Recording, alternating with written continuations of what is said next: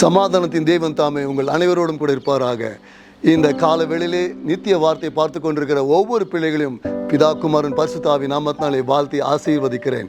இன்றைய வார்த்தை, கர்த்தர் மேல் உங்கள் நம்பிக்கை வையுங்கள். தலைமுறையாக மனித குலத்திற்கு அநேக புத்திசாலிகள், திறமை படைத்தவர்கள், அவருடைய பங்களிப்பு மிகவும் அதிகமாக இருக்கிறது. இன்றைக்கும் அவைகளை நாம் உபயோகப்படுத்தி கொண்டிருக்கிறோம். ஆனால் பிரியமானவர்களே, அவர்களுடைய சக்தியும் வல்லமையும் இந்த உலகத்தில் இருக்கிற மட்டும்தான்.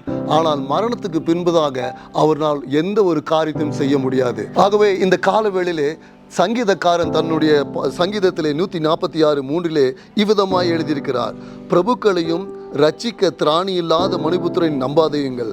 அவனுடைய ஆவி பிரியும், அவன் தன் மண்ணுக்கு திரும்புவான். அந்நாளிலே அவன் யோசனைகள் அழிந்து போம்.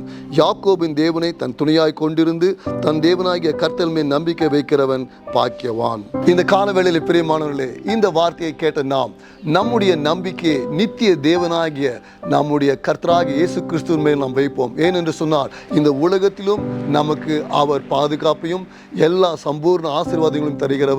மரணத்துக்கு பின்பதாகவும் நமக்கு நித்திய ஜீவனையும் நித்திய சந்தோஷத்தையும் சமாதானத்தையும் அவருடைய பிரசன்னத்திலே நம்மை மகிழும் செய்கிற தேவனாய் இருக்கிறார். ஆகவே இந்த காலவெளியிலே நம்முடைய நம்பிக்கை எல்லாம் இயேசுவின் மேல் இருக்கட்டும். கர்த்தர் தாமே உங்களை ஆசீர்வதிப்பாராக. ஜெபிப்போம்.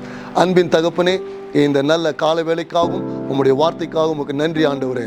கர்த்தாவே, நாங்கள் உம்மை சார்ந்திருக்க, உம்மேல் எங்களுடைய நம்பிக்கை வைக்க பரிசுத்த ஆவியானவர் எங்களுக்கு உதவி செய்ய வேண்டுமா நாங்கள் ஜெபிக்கிறோம். இயேசுவின் மூலம் நல்ல பிதாவே, ஆமென்.